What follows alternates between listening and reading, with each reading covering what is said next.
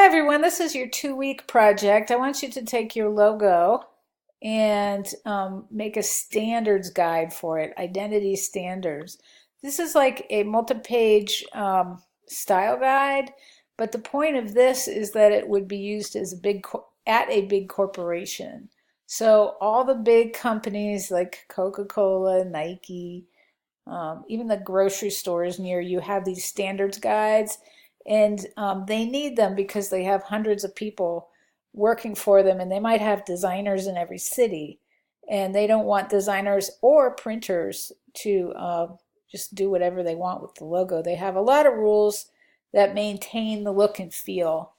Of course, you might think it doesn't matter, but once you start changing a logo, you really lose your identity, and the consumer trust starts to go down the window. And it's subtle, but it definitely happens. So I basically want you to copy the content of this exactly. A cover page, a table of contents, explain to the viewer what the signature means. You can make up whatever you want. I don't care. You need to choose a typeface library that you will allow to be used on letterhead, envelopes, etc. And I don't recommend using the same font that you used in your logo, because that'll water down your logo. So find something complementary. So, and again, keep in mind that this is for printed material, so you don't want anything decorative because you just won't be able to read it. Okay, so you did this in your last assignment. You did your color studies. Now tell the world what the technical information is. And as far as I'm concerned, I don't care about this bit about Pantone. That's a little old-fashioned. But what I do care about is the CMYK and the RGB. That is something that you'll have to know in the future if you work with a printer. So do at the very least RGB, CMYK. You put whatever notes you want in here. I remember writing this and just thinking it was ridiculous. So, maybe put a couple factual sentences and move on.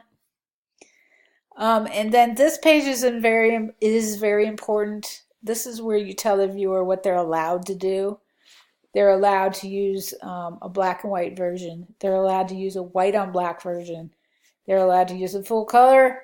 And you may or may not decide they're allowed to use a little bit of color on black. But this is all your decision.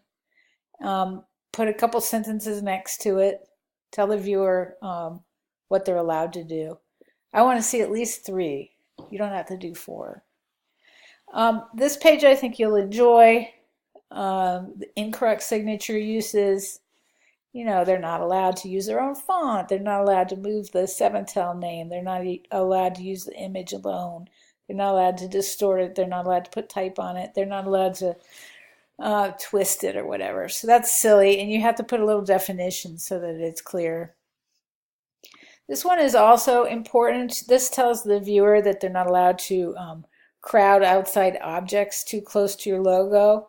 The reason for that, of course, is it puts your logo on a stage, and you don't want anything too close because you want it to look special. So I'd like to see you measure out what you'll allow as far as width.